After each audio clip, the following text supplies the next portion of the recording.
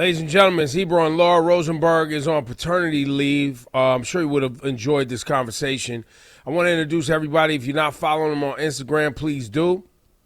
From the great state of Texas, I believe. Isaiah Martin, how you doing, sir? H-Town, man. What's going on? I'm doing good.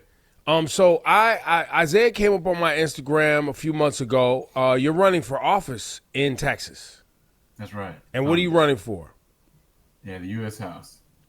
The United States House of, and now that's for the state, for representing on the federal level. Right, right. Got it. So the district is the 18th Congressional District, it's Central Houston, to represent Houston in Congress in Washington. Now Isaiah has been very vocal, Laura Stiles, Okay. about the gerrymandering in Texas, which Right. we've, as New Yorkers, have been hearing about. Texas trying to gerrymander Democrats out of basically, the election and redistrict them so that they can gain more Republican House seats in the U.S. In the House of Representatives at Congress, of which Gavin Newsom in California has responded and basically been like, "Oh, y'all want to play like that? California has a larger population. We can get active." Right. And And Gavin Newsom's. I was going to say, Kathy Hochul was like, oh, really? That's happening? Oh, that's something to look at in New York. I don't know if you saw that one, Ebro. I did not see that. But like, "That's Isaiah something to look Martin at." has been very vocal about this.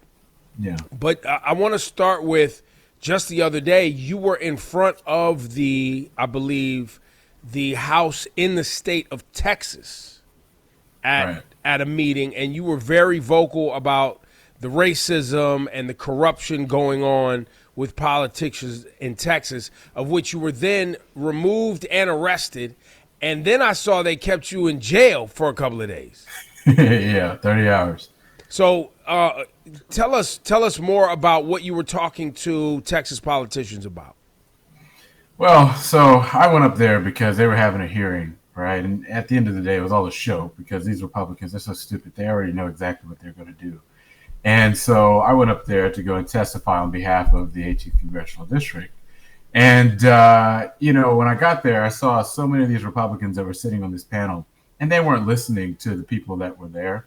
You had grandmas and stuff that had driven hours to go and talk about, how this would affect them personally. And these guys just didn't care. So when I went up there, I went and I told them exactly how I felt. I told them that they were puppets of Donald Trump and that all of this is a game that is rigged. These guys, they already know exactly what they're going to do. And they come up here trying to put on the illusion that they're going to put on this hearing to listen to people when they're not. Well, they didn't like that very much. They got very red at the thought of that. They looked at me with just so much anger because they couldn't understand how somebody would have the audacity, I guess, to look them in the face and call them cowards. I continued to keep speaking, and they came forward and they wanted to get me out of there. And as they did, Officer Pillsbury Doughboy go and put all his weight and push me to the ground effectively. And from there, the rest is history. They went and they got me outside. Had no idea that I was going to jail, to say the least. And then the guy goes to the back and he goes and he gets some kind of phone call. I don't know who he was talking on the phone to. But then he comes and he runs up to me and says that I'm under arrest for trespassing, which I thought was odd because you're at a state capitol. In a public hearing in a public Right. building? Wow. How's that? Right. That I was scheduled to speak at. Right. Like, I get you trespass. You know what I'm saying? Resisting arrest when they never told me I was under arrest. And they said I was the other one interrupting a meeting or something like that. But, the resisting charge was just what they used because they wanted to throw me in jail to quote unquote teach me a lesson. Right. And ultimately, these guys are just so stupid. It ultimately ended up blowing up and it just completely backfired in their faces. Let me ask you, Isaiah, you being from Houston and growing up there, living there most of your life, Right. or all of your life, I'm not sure, but is your, I guess, frustration here tied to you understanding what Texas really wants and Right. citizens not being able to get it because of the corruption at the state level? Is that where this comes from? And is that why you're in politics? And how long have you been doing 100%. this? Well, 100%. So for me, I was a senior advisor for Congresswoman Sheila Jackson Lee. And so because of that, I remember this. And rest in peace to Sheila Jackson Lee. 100%, 100%, legend forever. But for her, they had originally tried to come for her district years ago. They tried in this big effort, but then ultimately the public outcry was so much that Republicans just backed down from that fight. So they've kind of had their eyes on the district for a very long time. And then when it comes to this, it wasn't really a shock that when Trump comes out and he says he wants to find 5 seats because they're so unpopular, the most, they think they're down 8 points in the next midterm election. I mean, it's just absolutely horrific for them. So I knew that the 18th congressional district would be one of them. And just frankly, in our state, I mean, we literally live in a state that's just completely unaffordable for people. Healthcare is just completely out of reach. I mean, property taxes just keep on going up for regular people. And, these Republicans, they just don't care. And so I just knew that I had to go forward and just let them know that you guys are just trying your hardest to go and stop the people, but the people won't be stopped at the end of the day. And do you think that, it's been talked about for a long time that, many voters in the state of Texas, if they weren't redistricted again and this again and that again, and, if the corruption wasn't taking place, that many people believe the state of Florida would be more Democratic and more blue, or what do they call it, like a purple state. It would kind of be more like a North Carolina where it could go either way depending on, how people voted. Is that true? 100%. I mean, because Texas is a state where, just so many people have just felt as if their vote doesn't matter. I'll give you a case in point. One of the main reasons why I got into politics was because Governor Abbott pissed me off when I had to go wait like 4 hours to go cast a ballot in college. It was insane, right? And so I got involved because we eventually made our college football stadium a polling site. And we brought that 4 hour long wait time down to 5 minutes. Right. And that was when in 2020, President Biden was able to go forward and get a victory. We didn't win statewide, but because of the ease of access to go voting, we got so many more judge races that we were able to go get. I mean, it was unbelievable. We had a lot of local races that we were able to go win as a result of having a system that was less disenfranchised. So ultimately, if we could just go and have common sense voter rules, we could really go forward and not only see us win more congressional districts in this state, but then also see, races across the state go more in our favor. Isaiah, the last post I saw from you a couple of days ago was encouraging Democrats in the state of Texas to leave the state. Yeah. So that these new redistricting laws could not be voted on. Tell us more. Well, I 100% believe that is the right thing to do because ultimately, a quorum break is what happens when there's not enough people in the Capitol chamber to go forward and pass a piece of legislation, right? And so I think that what we need to do is for blue states to gerrymander Republicans the same way they're doing us. And I think that if the Texas state legislatures were to leave, they would go to these different states. Well, I call for them to go to California, but I know that they've been talking about Illinois and some other places as well. That gives those states more time to get the groundwork laid to go and start gerrymandering Republicans back. And then it's going to really put the pressure back on the Republicans here in Texas to say, look, how far do you want to go with this? I mean, do you really want to go full extreme? And then have Gavin Newsom say, all right, we're going to draw all 9 Republicans out of the state of California. I mean, do you really want to do that? And have Kathy Hochul say, look, we're going to come straight after Nicole Maliotakis and Mike Lawler and everybody else that's up in New York State, right? So, I think that by leaving, it gives a lot more time for us to build leverage. And when you build that leverage, you really can kind of go back to the Republicans and say, look, guys, you guys can push this button, but you're going to be bombing yourself if you go forward with this. Here in the New York area, the big story is obviously Zohran Mamdani. There's been a lot of young people. There's a young lady in Arizona who's running for a seat. There's a lot of young people in their, late 20s, early 30s that are getting active in politics. Are you seeing that as well? And what kind of energy are you feeling and seeing? Oh my gosh, yeah, absolutely. I mean, we've gotten almost 1,000 people sign up to volunteer, you know, and it's unbelievable. I mean, because if you look at the files for like these people that are signing up, a lot of them have never volunteered before for anybody, no campaign ever. And Wow. we're just seeing young people, millennials, older people, just so much energy on the ground because the status quo is failing, right? This whole idea of like strong worded letters to go fight back against these people is just not going to work. And they're looking at folks that traditionally may have been in politics, and they say, you know what? I don't think that you're going to fight for me. I don't think that you're really going to be that. So they're looking for people in these races, particularly mine, because it's an open seat election, where they say, look, this is a guy that's willing to put his body on the line. This guy is willing to go fight to make this country more affordable, because I think ultimately that's what we all see is the That's biggest right. issue. A lot of times politicians run on just like these like vibe type themes about, oh, I'm going to fight or I'm going to do all these things, which is very important. But like, we're talking about guaranteeing healthcare for people. We're talking about Yeah. guaranteeing childcare because we got people paying $2,000 a month just to send their kid just to childcare, right? Like it's absurd. And so, when we're talking about how we can make America more affordable, and we're being direct to the people, people are resonating with that. It seems that a lot of the insiders and establishment are late to the game. Isaiah, the I guess the next piece of this conversation, as you get prepared for November 4th and everything, all the visibility you're getting now, are you feeling personally threatened? Do you, hear any beyond the comments that I see on your page? Do you feel safe? Or do Um, you feel like you're trying to be in? Do you feel this energy? Because I hear this from some politicians. We had AOC on our program yeah, before she was the national name that she is now, and Laura Stiles had brought her onto the show, and we were able to help her get elected. Zoran Mamdani's another guy that we've had on the show that we have a lot of people up that we don't necessarily agree with also, but yeah. or even like that much, right? Like we just had Mayor Adams up, who's under all types of scrutiny that he's under, Right. um, and but do you feel safe?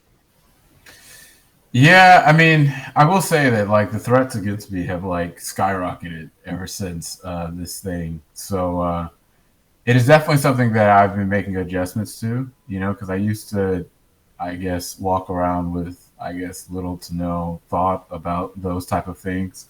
But it's definitely now something that's a lot more on my mind. Look, I think these guys are crazy, and I think they're desperate. And when you combine crazy and desperate, That's right. It's dangerous. it's a very dangerous situation. So, look, I've definitely made adjustments. I'm not walking down the street at 2 o'clock in the morning to go get some tacos per Right. se. Right. Right. Right. Right. But yeah, I've definitely made some adjustments, and also like for our event schedules, we also have put some security precautions in safe to make sure that that doesn't happen. There's a lot of talk on social media around states, red states that take a lot of money from the federal government in taxes, and that the blue Yeah. states like California, New York, and Pennsylvania and Massachusetts pay way more than their fair share into the federal tax bucket that is then given to red states. Texas being one of those states that receives a lot of federal funding, Mm. despite having humongous oil companies in the state Right. who don't pay taxes, right?